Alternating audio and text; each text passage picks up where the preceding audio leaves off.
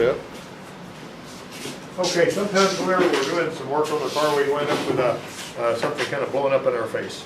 And like for example, there was a time whenever this lady sent her car up here to get a flat fixed, right? And she was worried about her tire pressure monitor sensors, and yeah, well, understandable because it's easy to break one. So we went out of our way to make sure that we didn't break her sensor. You know, if you know how to put it on the machine, you won't break the sensor. We didn't break the sensor, didn't damage it, didn't touch it, put it all back together real good. The sensor wouldn't talk.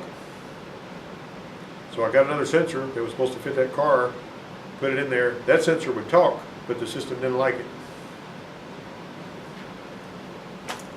You know, it's one of the things that blows up your face. You know, occasionally it happens. That's on tire pressure sensors. Well, this thing right here, a long time ago when I was a technician working at the Volkswagen dealer, a valve adjustment on a VW Diesel Rabbit cost about $20. I know we should. The valve cover added a little bill. $20 doesn't sound like much, but it was fairly profitable back in those days, you know. And see the little shims that you have right here.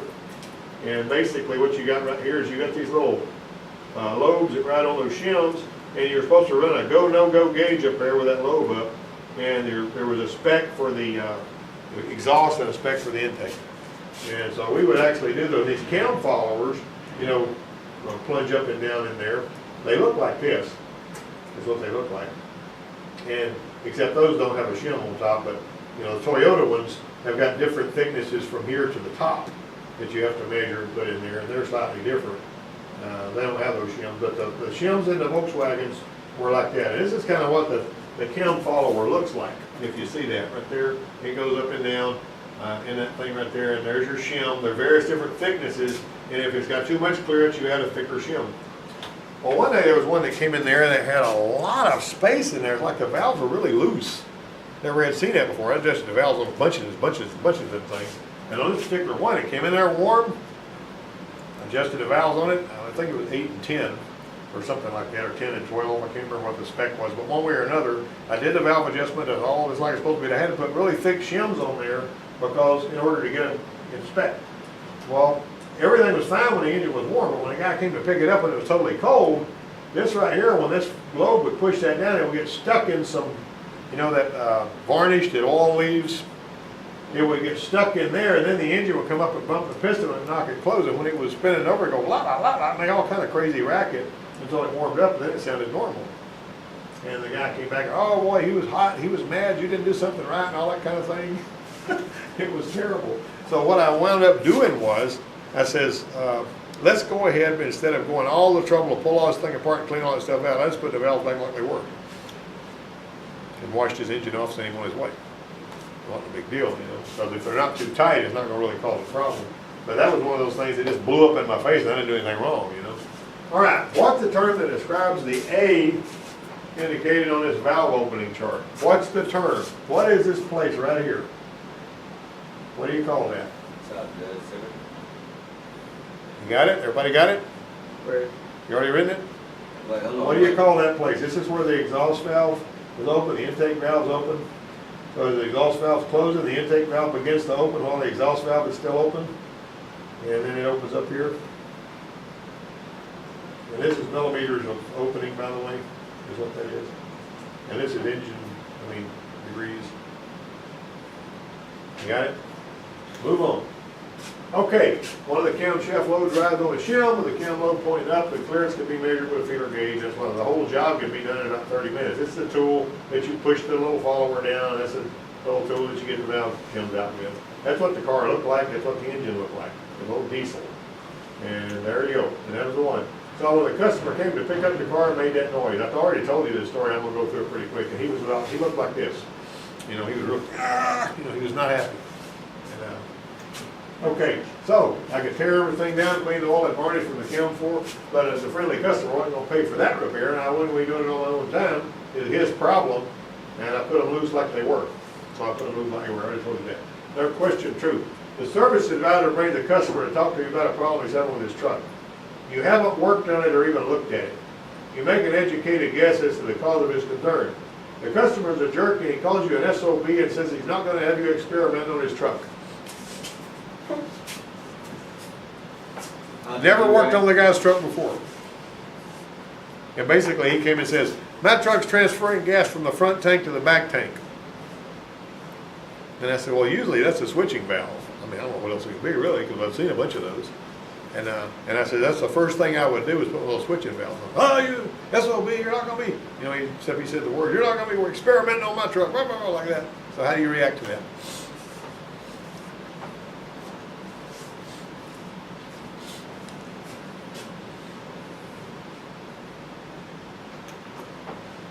All right. When my dad was running his shop in the 1960s, he made the remark whenever he worked on a Corvair, he had to do it with the shop doors closed. Somebody says, how come? He says, if somebody sees you working on a Corvair, they'll bring you another one. That's my dad right there. And he looked different now because he's a lot older. But that's what a Corvair looked like under the hood. There were two carburetors on there and all that. See how that fan, the odd thing about that engine was it turned backwards. And you could take a Volkswagen transaxle and put the ring gear on the other side of the pinion and put one of those in there and have you a really, you know, you'd have to cut the back of the car off, but you could put a Corvair engine in a Volkswagen. But you had to put the ring gear on the other side of the pinion because it turned backwards. It didn't turn the same way. Pretty interesting thing. All right, now here's the trend. Some cars we just don't like. Most guys see Ford probes the same way. They run good when they're running, but when they come in with a problem, it can be expensive and painful. That's a Ford probe. Believe it or not, that thing almost replaced the Mustang. Ford was actually talking about replacing the Mustang with that stupid car. And they had such a big, huge tsunami of mail saying, oh, you know, they said, well, we never keep making a Mustang, you know. So, all right, so this is what the deal was. Look, the 89 Mustang, see that auto week? That was terrible. And the Mustang right now is the most recognized car in the world. There's no other car you can show anybody in the world that they're more likely to know what it is than a Mustang. They may not recognize anything else, but they know what a Mustang is. And, but anyway, you come up for a repair order that's really tough. It's a job you don't want to do, not because it doesn't pay well, because it's a tough job. You should, A, complain to the service manager, B, go home for the day, C, man up, do the job, beat book time, or D, tell the customer his car is a piece of junk. I'm going to be. Yeah. Simultaneous failure. Okay, so Joe brings his probe to us with an inoperative air conditioner and a dead charging system. My alternator's not putting out, my air conditioner's not working. What does that sound like to you? So the Alternator's not putting out, the AC's not working. What does that sound like? Belts no brake. Bingo, belt. Okay. Open the hood. It threw its outboard serpentine belt, the one that drives the compressor and alternator, but the inboard belt, which drives the water pump and the power steering, was still there. Okay, so this one right here, see, that's the one it tossed. Right there. That's what it looked like. See that pulley? That gun pulley came apart. He said he found that laying in the parking lot. You know? All right. So he hands me the pulley ring he picked up in his driveway, and the two accessory components went off. So the ring was bigger of the two pulleys that married to that rubber. You know, you got rubber there, and this is riding on the outside of it on the balancer. And it left its partner in the driveway. That's a 2.5 liter probe. All right, question 4. When faced with several simultaneous component failures on a vehicle, you should A, replace all the components and close the ticket. B, try to find out what killed all the components. C, talk to the service advisor or customer and attempt to determine if all the failures happen at once, or both B and C.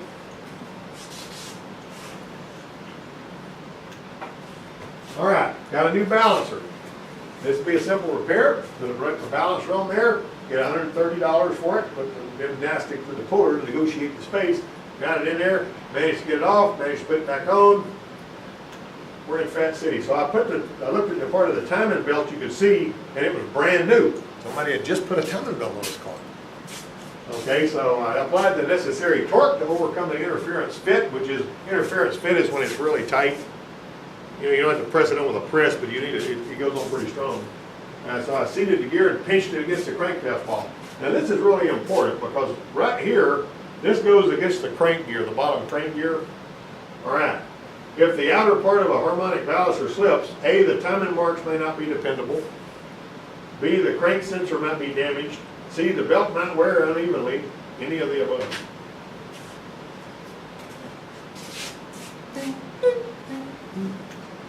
All right, this is why it's important. This is the pulley I drew this picture on paint, by the way, so get used to it. All right, so this right here is the pulley and the balancer, and you notice I got this keyway in there? All right, when you put that pulley, that crank on there, this has got to be pinching that against that crankshaft boss. Because if this is not pinching that against the crankshaft boss, this little key right here is all that's carrying all of that load from that belt. And what it can do is it can shear that key, and then the crankshaft gets ahead of the camshaft, and you either got a really badly running motor or it won't run at all. Because I've seen those keys shear. Saw one on a Bronco. Somebody put a timing belt or pulled, I don't know why they had this off, but when they put it back on, they tightened it back up with a ratchet. When they got tired of pulling on the ratchet, they stopped. And when the belt was kind of in line, apparently, because they didn't have it pinched against that, and they sheared that key, and the crank got ahead. You know, the keyway was out of line with that, but anyway. So, okay, so game set, the match wasn't over. So the belts were put on there, tightened, the splash shield, tire was reinstalled, the probe was ready to push the wind. So I fired it up, backed it out of the shop. It ran well. Well, I test drove it after the balancer replacement. Next day, the guy starts the probe up, drove away from the shop, didn't go 300 feet. Didn't even get to that building down there before the darn thing quit. Outstanding performance. You know what I'm saying? So, we stumbled onto a landmine. Boom! All right, so this is what you look like when the vehicle that you worked on yesterday shows up on the tow truck. Huh? When a failure occurs with that you worked on a customer's ride, you should A, get mad, B, tell the customer it wasn't your fault even before you look at it, C, find out what happened to be honest if you were at fault, or D, lie. These are soft skills questions, okay? Hold on. All right, so it spun and acted like it wanted to start, but it just wouldn't. Like that. So it deteriorated to where it was backfiring through the intake. It got worse, and it was puffing smoke out through this little, a crack in that we hadn't seen before. So it needed about $100 part when all this was over with, and that was that part. So it was the first time we worked on his car, and it shook him up because he thought we screwed something up. You know what I mean? So what caused the engine to go belly up? Checked the fuel pressure, it was 40 pounds, plus we checked fuel quality and spark, both of them were fine. Of course, fuel quality wasn't really anything we should have checked, but we did anyway. Why was it firing like it had crossed spark plug wires? We hadn't done anything to the ignition system at all. Since the crankshaft cone wheel was on the balancer we just replaced, and since the crank sensor was so close to our work, had to pull it all back down and look at it to see maybe if we did something to the crank sensor, because sometimes somebody will have the crank sensor wire where it'll get into the belt, and the belt will cut the crank sensor wire and it'll die, Everything was fine. Induction backfire is typically caused by, and that means backfiring through the intake now. Boop, boop, when it comes back. Cross plug wires, cam timing, lean misfire, any of the above.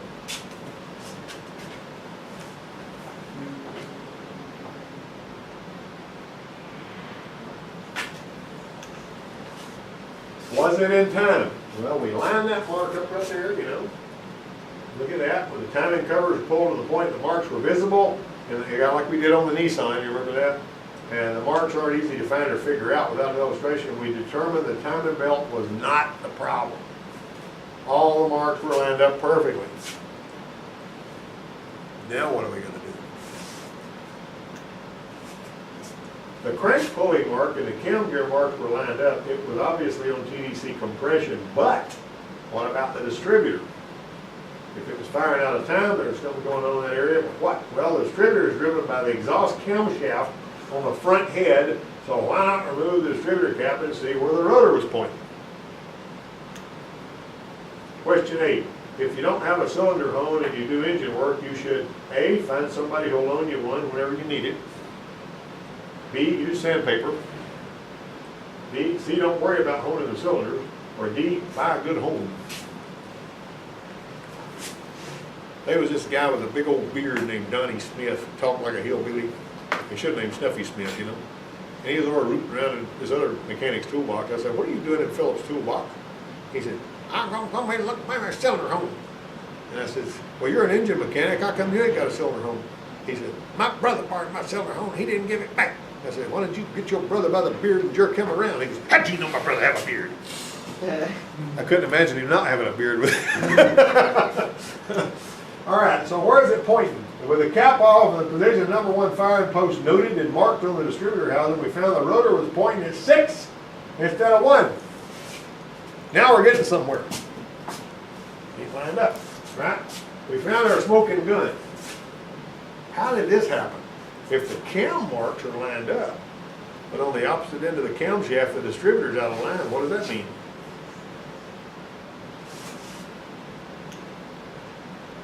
All right, with the rotor pointing at 6, and this one turns counterclockwise when seen from this angle, in other words, this distributor, actually turns that way. What might have caused this issue? The gear marks were indeed lined up, the camshafts were out of time. One of them was. Oh, there's only one thing I could think of that made sense. All right? You see that little notch right there? And that bolt, hold that. The cam gear bolt was loose. The engine died when the gear spun ahead and left its shaft in the distributor behind. And it caused a crossfire and ignition in the engine stall. Now I wonder if when we impact wrenched the bolt off of the balancer, did we loosen that up somehow? Shouldn't have, seen it before. That bolt was not like it should have been. On an inline 4-cylinder engine, you can find number 4 TDC exhaust stroke by A, lining up the timing marks. B, finding TDC compression on number 2. C, finding a valve overlap on number 1. D, none of the above.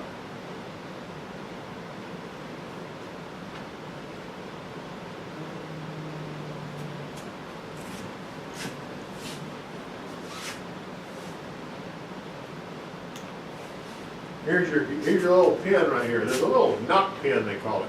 Right there. It looks just like that. See that knock pin?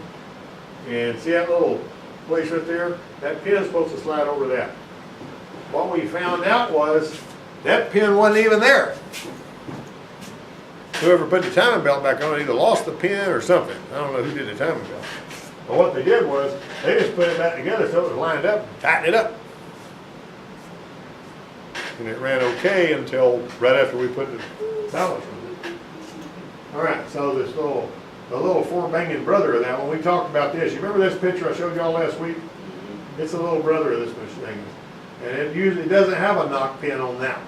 Got to make sure the camshaft and the timing marks are where they're supposed to be. And then you tighten these, and that keeps it in place. They're designed that way. Didn't have to have a keyway, didn't have to have a knock pin. This one had a knock pin, the 4-cylinder don't. I'm thinking, well, if that works on the 4-cylinder, it works on this one. Should. Even though it ain't got a knock pin, we ought to be able to do something. But we were kind of under the gun, need to get this thing out of there. So we found the sweet spot on the cam boss where the gear needed to be, and let the torque of the bolt hold the gear weight. It was on a 4-liter single overhead Explorer and a 4-cylinder Z-Tech. And how do we find the sweet spot? We used an old Jeep 4-liter rotor alignment trick to decide where the camshaft should be in relation to the cam gear. Show you that in a minute. The best kind of job is one where you, A, earn your money with your smarts and skills. B, can sit around and play on your phone all day and get fat, dumb, and happy. C, don't have to show up for work unless you feel like it. Or D, will get laid off whenever oil prices drop.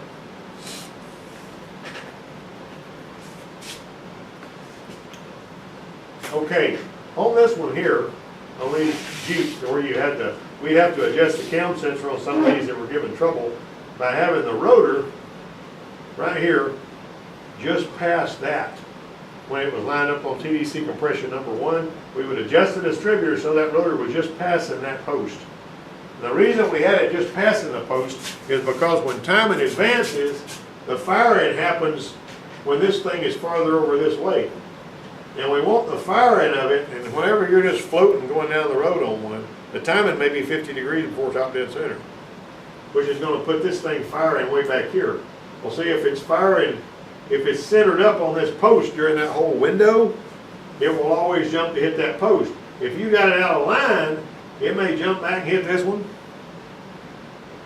and it may be hitting one behind all the way, and then you get bucking and jumping when you're hitting that 50 degrees before top dead center. See what I'm saying? So anyway, we went ahead and used that old Jeep 4-liter trick to reference that.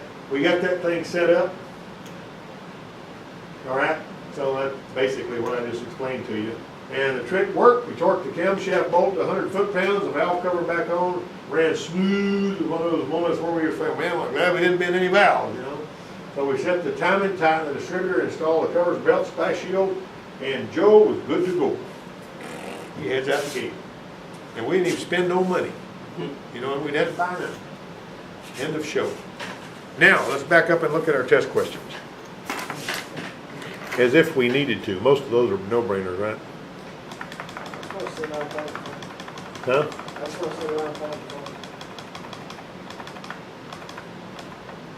All right, what's this? What do you call that? Overlap. Yeah, that's overlap. Bingo. Look at it. The word's right there, guys.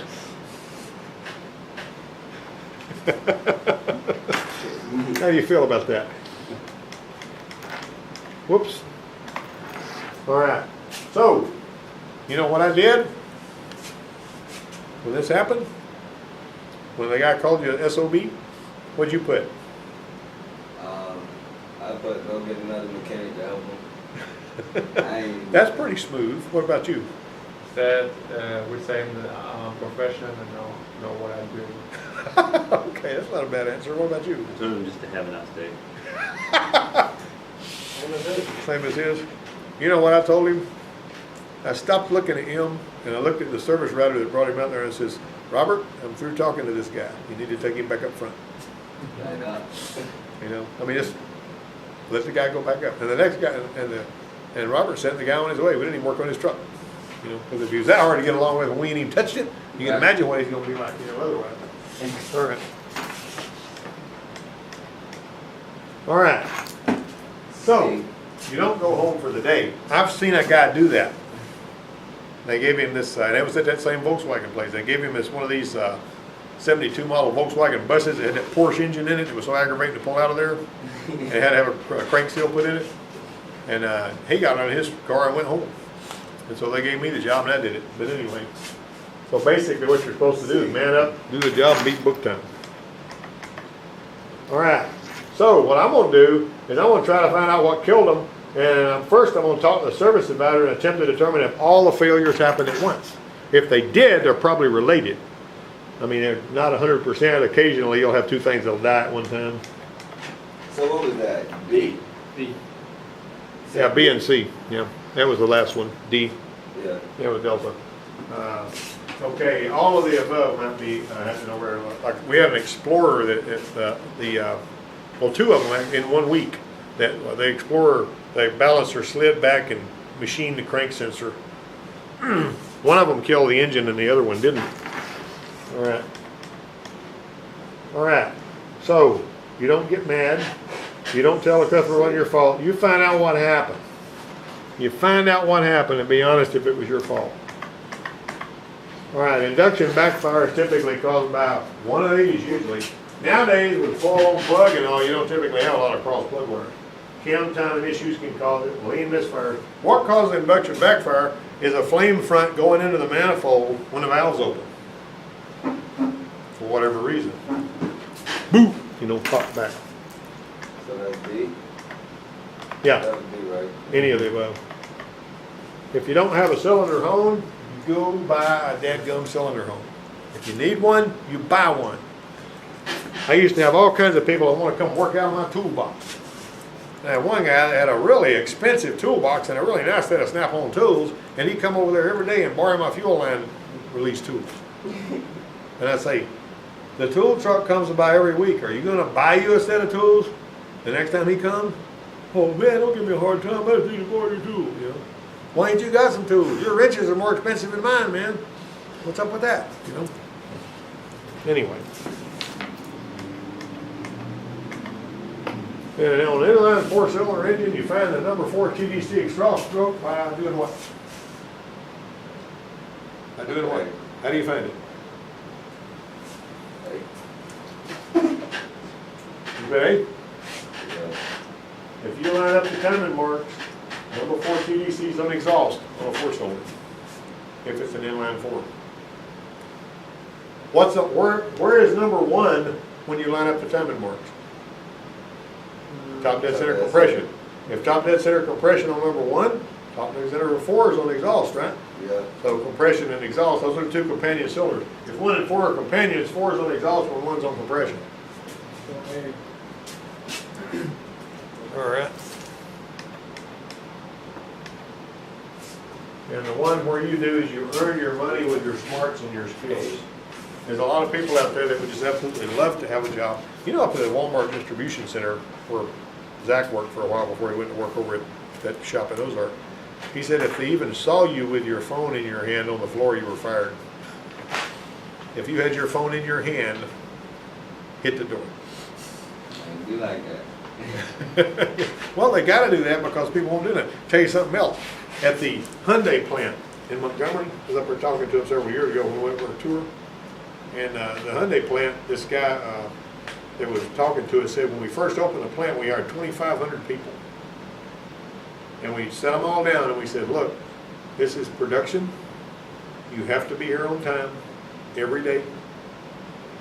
If you're not, we're going to replace you. And if I'm not mistaken, I got to remember these numbers. Within the first 6 weeks, they fired 1,700 people, and they had to replace them with people that would come to work on time. Because they'd come dragging in, couldn't get up, and all this kind of stuff, and they found that ain't gonna cut it, man. You know, you can't run an automobile assembly plant if the people ain't gonna show up to work on time.